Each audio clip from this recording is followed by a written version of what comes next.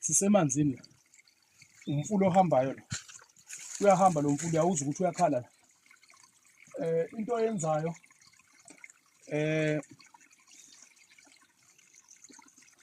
uyaye ufuna umfula okhalayo njengalo nje ubukhala.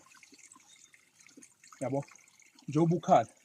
But ke ngenxa yokuthi le mfula ihlukene kunamanye amanzi ahamba ngale, kunamanye amanzi ahamba la. So kufuneka siye endaweni la khona imfula ehlangana khona. Ungayihlukanisi ngoba kuzogcina kuba khona isikhwele mawuzoya esayidini elilodwa. Fanele uthole la khona adilika khona. Akwazi ukuthi wenze lento lo suke ufuna ukuyenza ukuze ukwazi ukuthi izinto zakho zilunge. La sisuke sizo-unlock-a your spiritual life.